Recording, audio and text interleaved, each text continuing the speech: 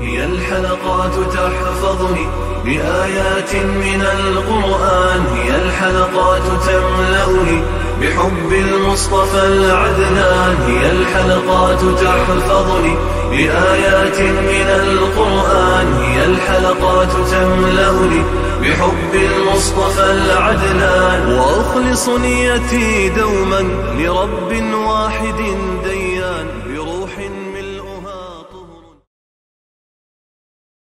Sure Nur tefsiri 23. ayetten başlayıp okuyayım inşallah.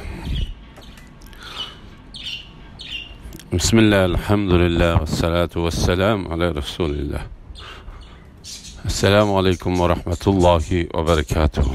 Tövende diktanlağa İbn Kesir Rahimullah'ın Kur'an-ı Kerim tefsiri Uygurca tercümesi Nur suresi 23. ayetinden başlayıp okuyayım inşallah. Ba'de euzu billahi mineşşeytanirracim. Yaman işten bexabar ippetlik mümin ayollarga qari chaplaganlar dünya ve ahiret çoqum la'natga uchraydi. Ya'ni Allah'ның rahmetidan yiroq qilinadi. Ular qattiq azobga duchor bo'ladi. Ularning zinaga guvohlik berdi. Şu kunda, ya'ni qiyomat kunida ularning tillari, qo'llari, putlari va ularning qilmishlaridan ularning zinaga guvohlik berdi. Shu kunda Alloh ularga to'liq tegishli jazosini berdi.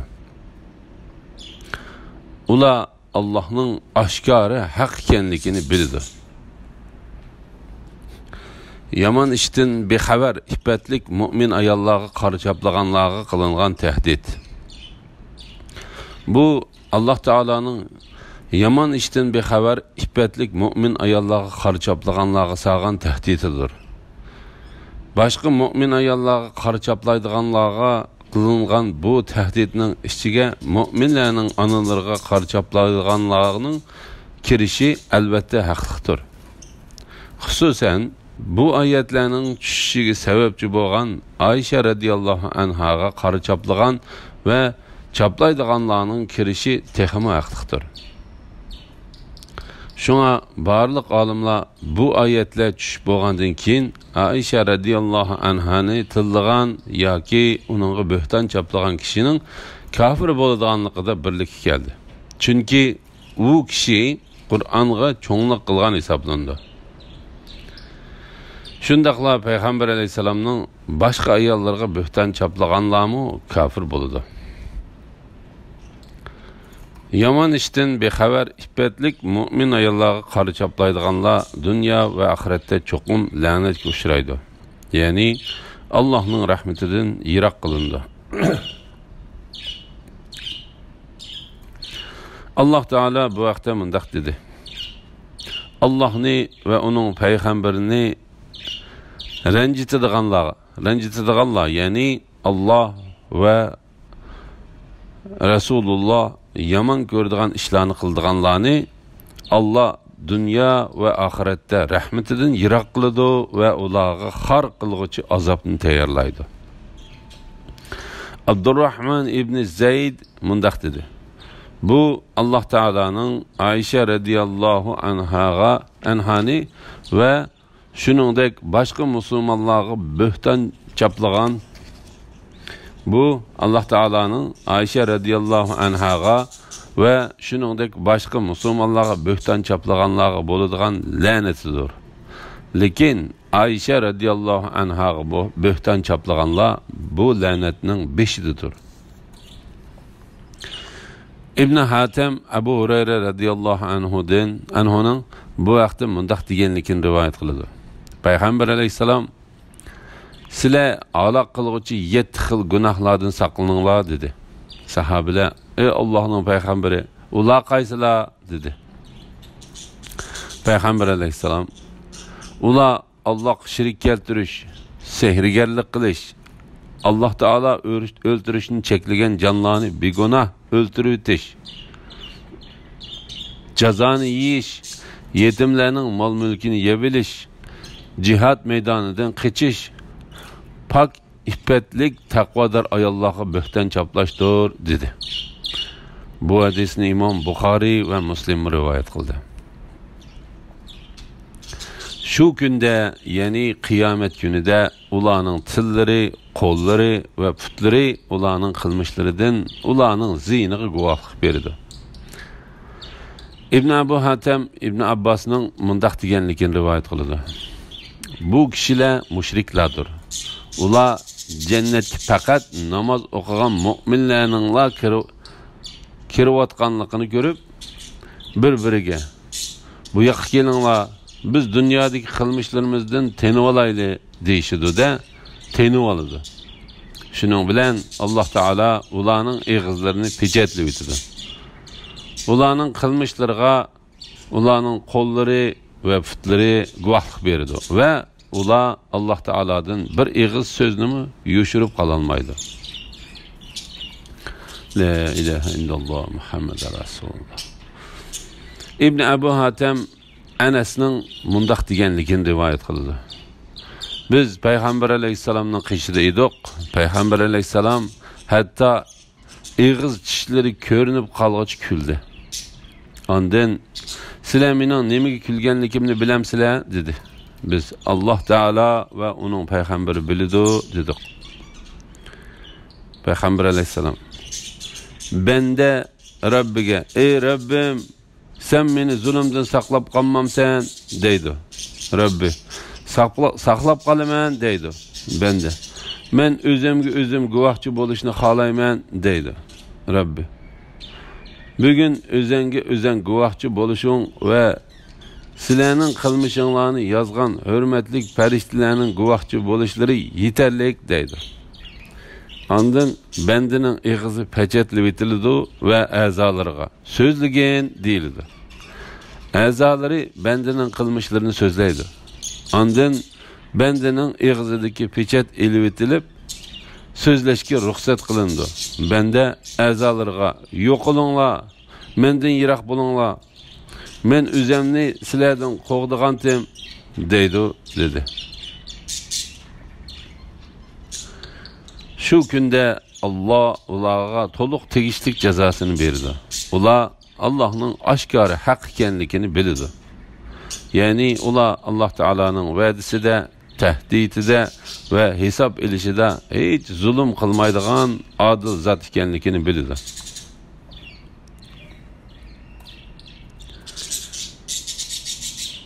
Yaman ayollar yaman erlarga loyiqdir.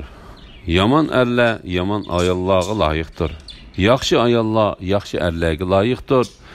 Yaxshi erlar yaxshi ayollarga loyiqdir. Ayni shular ularning chaplagan bo'htonlaridan pokdir. Ular mag'firatdan, nozi ne'matlik jannatlardagi esil rizqdan bahramand bo'ladi. Ayşe radiyallahu anha Adem avlodining eng yaxshisining ayoli bo'lganligi uchun uning yaxshi ayol ekanligi. İbn Abbas bu oyatning ma'nosi haqida yomon so'z yomon erlarga loyiqdir. Yomon erlar yomon so'zga loyiqdir. Yaxshi erlar yaxshi so'zga loyiqdir. Bu ayet Ayşe radiyallahu anha bilen bo'htonchilar to'g'risida tushgan dedi. Bu ayetning ma'nosi haqida Mujahid, Ata, Said ibn Jubayr, Sha'bi, Hasan ibn Abu Hasan Basri, Habib ibn Abu Sabit ve Zahhak qatorliqlarmu shundoq dedi. Ibn Jarir bu ma'noni to'g'ri deb qaradi. Ya'ni eski sözler aslida eski odamlarga, yaxshi so'zlar yaxshi odamlarga loyiqdir. Munofiqlarning o'zlari aslida Ayşe radiyallohu anhaning ustidan topgan so'zlarga loyiqdir. Ayşe radiyallohu anha bo'lsa, ulardan xolidir va u poklikka loyiqdir. Shuna Alloh taolo mundaq dedi. Ayni shular ularning chaplagan bo'htonlaridan pokdir. Abdurrahman ibn Zayd ibn Aslam yuqoridagi oyatning ma'nosi haqida Yaman ayollar yaman erlarga loyiqdir, yaman erlar yaman ayollarga loyiqdir. Yaxshi ayollar yaxshi erlarga loyiqdir, yaxshi erlar yaxshi ayollarga loyiqdir dedi. Oyatga berilgan bu ma'no bilan yuqorida berilgan ma'noning beradigan mazmuni birdir. Ya'ni Allah Teala'nın Ayşe radıyallahu anhani Peygamber aleyhisselamның ayali qilib berishi Ayşe radıyallahu anhanın yaxshi ayol bo'lganligi uchundir. Chunki u odam bolasining ichida eng yaxshisining yaxshisi bo'lgan bir kishining ayolidir. Agar Ayşe radıyallahu anha yaman ayol bo'lgan bo'lsa, u Peygamber aleyhisselamның ayoli bo'lishga shariat qoidasi bo'yicha mu loyiq bo'lmaydi va Alloh taolo mu shunday o'rnashtirmaydi. Şuna Allah Teala mundaq dedi. Ani şular ularning chaplagan bo'htonlardan pakdir. Ya'ni ular bo'htonchilar va dushmanlar chaplagan so'zlardan yiroqdir. Ular mag'firatdan bahramand bo'ladi. Ya'ni ularning ustida yolg'on to'qilganligi sababidan ular Alloh taolaning o'zlarining gunohlarini kechirib o'tishi bilan bahramand bo'ladi. Nazır ne'matlik jannatlardagi esil rizqdan bahramand bo'ladi. Bu oyatda Peygamber aleyhisselamның ayollarının cennetga kiradiganligiga va'da berilgan.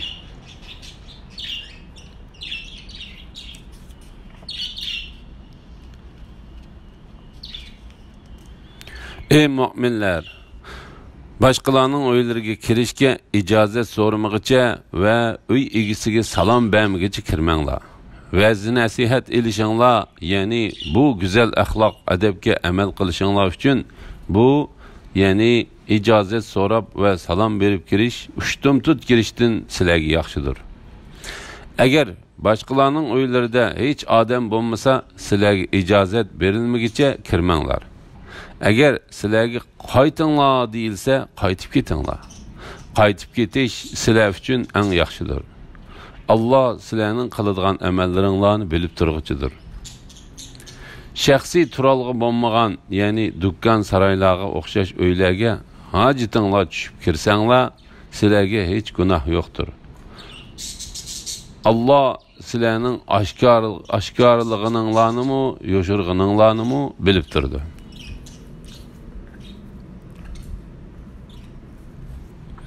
Uyga kirganda ruxsat so'rash va uyga kirish qoidalari. Bu Alloh taolaning mu'min bandalariga o'rgatgan shariat qoidalaridir. Alloh taolo ularni o'zlarining uylaridan boshqa uylarga kirganda kirishdan burun izni so'rashga, kirgandan keyin salom qilishga buyurdi. Kirishga izni so'raganda 3 qitimgacha izni so'rash lozimdir. Agar 3 qitim izni so'rag'icha kirishga izni bersa kirdi. Agar izni bermasa qaytib ketadi. İmam Buxoriy bu haqda mundaq hadis rivoyat qiladi. Abu Musa Ömerning qishig'iga kirish uchun uningdan 3 qitimgacha izni so'raydi. Uningga izni berilmaydi. Shuning bilan Abu Musa qaytib ketadi. Ondan Ömer radhiyallohu anhu men Abdullah ibn Qaysning, ya'ni Abu Musa'ning izni so'ragan ovozini anglamadimmi? Uning izni beringlar deydi. Kishilar Abu Musa'ning qaytib ketganligini ko'rdi. Abu Musa keyin qitim kelganda Ömer radhiyallohu anhu uningga sen o'tgan qitim nimaga qaytib ketding deydi. U men 3 qitim izni so'radim, izni berilmadi. Men Peygamber aleyhisselamning bir singlar 3 qitim izni so'rasimu izni berilmasa qaytib ketsin deganligini anglagan edim, shun qaytib ketdim deydi. Ömer radhiyallohu anhu bu hadisni Peygamber aleyhisselamdan anglaganligini guvohchi akilasan. Bo'lmasa seni qamchilayman deydi. Shuning bilan Abu Musa bir turkum ansarlarning qishig'i berib, ularga Ömer radhiyallohu anhuning gaplarini deydi. Ansarlar, sana bizning ichimizdagi eng kichik birisi guvohchi bo'lib berdi deydi. Abu Said Xudri Abu Musa bilan billa Ömerning qishig'iga kelib, onunğa o hadisni Peygamber aleyhisselamның deganligini aytib berdi. Ömer radıyallahu anhu bazarlardaki soğudu setiqlar meni bu hadisni bilishdan mahrum qilgan ekan da deydi. La ilahe illallah Muhammed Resul. İmam Ahmed Anas'tan yoki uning boshqasidan mundaq hadis rivoyat qildi. Peygamber aleyhisselam Said ibn Ubadadan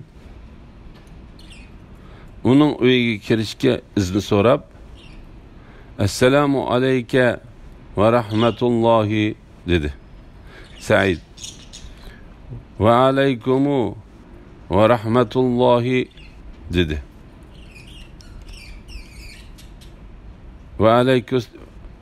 Ve aleykesselamu ve rahmetullahi dedi. Peygamber aleyhisselam bunu anlamay 3 qitim salam qildi. Said Peygamber aleyhisselam anlayalmag'idek pes ovozda 3 qitim salam qaytirdi. Shuning bilan Peygamber aleyhisselam qaytdi. Said Peygamber aleyhisselamning keynidan berib, "Ey Allah'ның peygamberi, sana ata-anam pida bolsun. Senin her bir kılgan salımın bana anlandı. Ben sana sen anlayalmag'idek qilib salam qaytirdim. Ben senin bana köp salam qilishingni ve senin berkitingni izlab shundoq qildim" dedi. Ondan o Peygamber aleyhisselamni uyiga boshlab kirib, oldiga quruq üzüm qo'ydi. Peygamber aleyhisselam uningdan yedi ve tamoqlaringni yaxshi kishilar yesin, farishtalar sizlarga rahmat etsin ve ro'za tutganlar qishinglarda iftor qilsin dedi. La ilahe illallah. İzin so'rag'uchi izin so'raganda eshikning udilida turmay, uning o'ng yoki so'l tarafida turish lozimdir.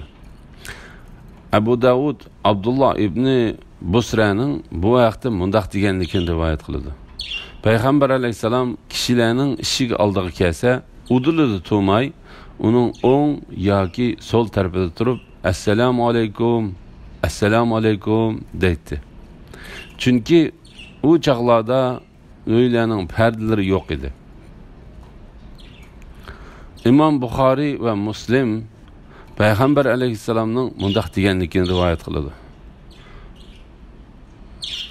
Ruxsatinsiz uyinga ko'z tashlagan odamning ko'ziga taş etib qo'yavetsangmi, sana hech gunoh bo'lmaydi. Ruxsatinsiz uyinga ko'z tashlagan odamning ko'ziga taş etib qo'yavetsangmi, sana hech gunoh bo'lmaydi. La havle ve la kuvvete illa billah. İmam Buxoriy, Muslim, Abu Davud, Tirmizi, Nasai ve İbn Majah qatorliqlar Jabirning mundaq deganligini rivoyat qiladi. Men dadamning ustidagi bir qarz to'g'risida Peygamber aleyhisselamning qishiga kelib, ishigini qoqdim. Peygamber aleyhisselam "Bu kim?" dedi. Men "Bu men" dedim. Peygamber aleyhisselam xuddi bu so'zni yomon ko'rgandek men dedi. Peygamber aleyhisselam bu sözünü yaman ko'rdi. Çünkü bu sözünü deguvchi o'zining ismini yoki mashhur laqabini ochiq demagicha u söz bilan uning kimligi bilinmaydi. Çünkü her bir kishi o'zini men deb atay oladi.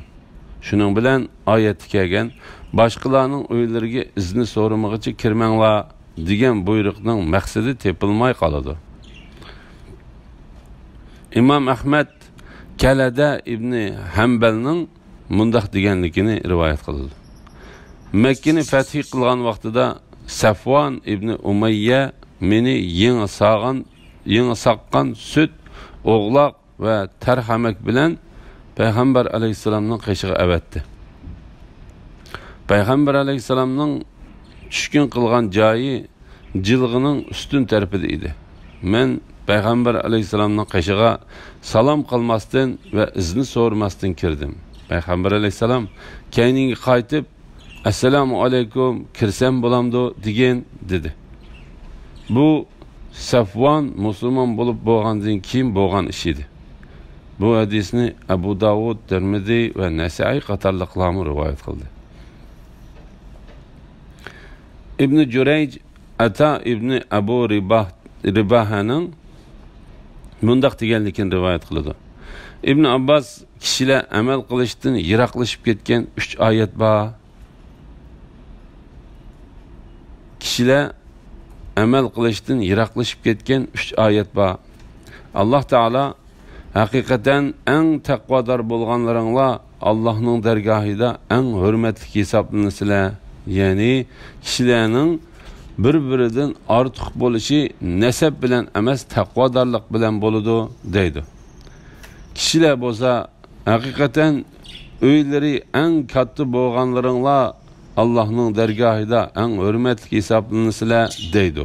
Va ular o'ylarga kirganda izni so'rab kelishga buyurgan oyatlarning hammasiga amal qilishdanmi yiroqlashib ketdi dedi. Men bilan bir uyda yashaydigan yetim hamshiralarimning qishig'iga kirsammi izni so'ramdiman dedim. İbn Abbas ha dedi. Andın men İbn Abbasning qishig'iga menga izni so'ramasdan kirishga ruxsat berishi uchun qaytib bordim. U ruxsat belgili unumadi ve sen hemşirelerini yalang'och holatida ko'rishini yoqtiramsan dedi. Men yo'q dedim. U undaq bo'lsa izni so'rab kirgin dedi. Andın men uning qishig'iga yana bordim. U Alloh taologa bo'ysunishni xohlamsan dedi. Men ha dedim. U undaq bo'lsa izni so'rab kirgin dedi. İbn Jurayj Zuhri'nin mundaq deganligini rivoyat qiladi. Men Huzayl ibn Shurahbilning mundaq deganligini anladım. Men İbn Mas'udning sizlar onalaringlarning qishig'iga kirgandimi izni so'rab kiringlar deganligini anglagan edim. Subhanalloh.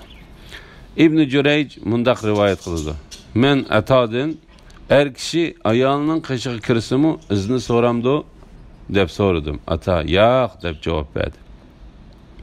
Ata bu javobida er kishining ayolining qishig'iga kirganda izni so'rashi farz emas demoqchidir. Er kishi ayoli o'zi yoqtirmaydigan bir holatda turayotganda tuyuqsiz kirib qolmasligi uchun ayolining qishig'iga kirgandimi o'zining kirganligini bildirib qo'yishi yaxshidir. La ilahe illalloh Muhammed Rasulullah. İbn Jarir İbn Mas'udning ayoli bo'lgan Zeynepning qarindishining o'g'lining Zeynepning mundaq deganligini rivoyat qiladi. İbn Mas'ud ishidan qaytib kelib eshik oldiga kelganda bizning qishimizga biz o yoqtirmaydigan bir holatda turayotgan chog'da kirib kelishidan saqlanish uchun gelini qaqqatdi ve tükür etti. Ey müminler, başkalarının öyleriga kirishga icazet so'ramagicha ve uy egisiga salom bermagicha kirmanglar. Muqotil ibn Hayyan bu oyatning ma'nosi haqida mundaq dedi. İslam kelishdan burungi zamonda birisi qarindishiga uchrasa, uni salom qilmay, atigan ve kechda hayot bo'lgan deydi. Bu ularning salimi hisoblanadi. Birisi yeni birisinin uyiga borsa, izni so'ramayla men kirdim degandek yoki shuning o'xshagan gaplarni qilib qo'yiblar uyga kirib ketadi. Arablarning bu odati islom kelgandan keyinmi davomlashgan bo'lishi mumkin. Bu ish erlarga og'ir keldi. Chunki uyga kirguchi men kirdim deb qo'yiblar uyga kirganda uy egisi ayol bilan bir yerda bo'layotgan bo'lishi mumkin.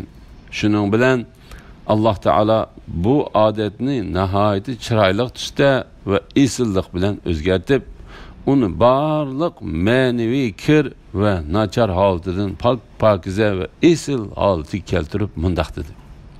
Ey mu'minlar, boshqalarning uylariga kirishga ijozat so'ramaguncha va uy egasiga salom bermaguncha kirmanglar.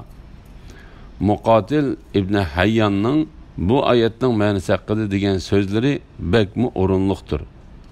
Shunga Alloh taolo mundaq dedi. Va'z nasihat elishinglar, ya'ni bu go'zal axloq adabga amal qilishinglar uchun bu ya'ni ijozat so'rab va salom berib kirish ushtumtut kirishdan sizlarga yaxshidir. Ya'ni izni so'rab kirguchimu va uy egasigamu yaxshidir. Izni so'rab kirguchigamu va uy egasigamu yaxshidir. Agar boshqalarning uylarida hech odam bo'lmasa, sizlarga ijozat berilmaguncha kirmanglar. Ya'ni ijozat berishdan burun kirish boshqalarning mulkida ruxsatsiz ish ko'rganlik bo'ladi. Chunki egasi xolisa izni beradi, xohlamasa bermaydi. Agar sizlarga qaytinglar deyilsa, ya'ni mayli izni berishdan burun yoki kim bo'lsin, uy egalari sizlarni eshik oldidan qaytirib etsa, qaytib ketinglar. Qaytib ketish sizlar uchun eng yaxshidir. Allah sizlarning qiladigan amallaringlarni bilib turguchidir. Qatada mundaq dedi. Ba'zi muhojirlar men bütün ömrüm bo'yicha bu oyatda ko'rsatilgan hukmga amal qilishni izladim, lekin topolmadim. Bu bo'lsa-mu ba'zi qarindoshlarimning menga qaytib ket deyishik edi. Ba'zi qarindoshlarimning menga qaytib ket deyishi kerak edi. Shuning bilan men Alloh taolaning agar sizlarga qaytinglar deyilsa, qaytib ketinglar. Qaytib ketish sizlar uchun eng yaxshidir. Alloh sizlarning qiladigan amallaringlarni bilib turguchidir. Degan oyatiga amal qilganligim uchun uning niyatiga erishganligimdan xushal holatda qaytishim uchun ulardan uylariga kirishga izni so'rayman. Lekin ularning birasimi qaytib ket deb boqmadi, dedi. Said ibn Jubayr bu oyatning ma'nosi haqida sizlar kishilarning ishiklarining oldida turib olmanglar dedi. Sizlar kishilarning ishiklarining oldida turib olmanglar dedi. Shaxsiy turalg'i bo'lmagan, ya'ni dukkan saroylarga o'xshash uylarga hojitinglar tushib kirsanglar, sizlarga hech gunoh yo'qdir. Alloh sizlarning oshkorlig'ininglarni yo'shirg'ininglarni bilib turdi. Bu oyatning hukmi ilgirgisidan xosroqdir. Chunki bu oyat narsalar joylashtirilgan, ammo bir kishi yo'q ombar va dukkandek uylarga iznisiz kirishga bo'ladiganligini bildirdi. Shuningdek, mehmonxonaga dastlab kirganda izni so'rab kirsa, keyin kirganlarda izni so'ramay kiraversimi bo'ladi. Ibn Jurayj Ibn Abbosning mundaq deganligini rivoyat qiladi. Ey mu'minlar, boshqalarning uylariga kirishga ijozat so'ramaguncha va uy egasiga salom bermaguncha kirmanglar degan oyatning hukmi amaldan qoldirilib, shaxsiy turalg'i bo'lmagan, ya'ni dukkan saroylar o'xshash uylarga hojitinglar tushib kirsanglar, sizlarga hech gunoh yo'qdir. Alloh sizlarning oshkorlig'ininglarni yo'shirg'ininglarni bilib turdi degan oyat hukmi amaldan qoldirilgan oyatlarning ichidan chiqarib etilindi.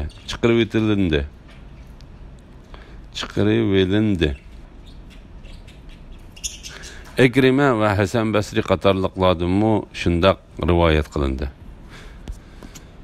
Alhamdulillah, Alloh shukrlar bo'lsin. Yuqorida Nur surasi tafsiridan 29 oyatgacha angladinglar. Oxirini keyingi qitimliq o'qishimiz davomlashtiramiz inshaalloh. Va sallallohu ala Muhammad va ala alihi va sahbihi ajma'in. Assalomu alaykum va rahmatullohi va barakatuh.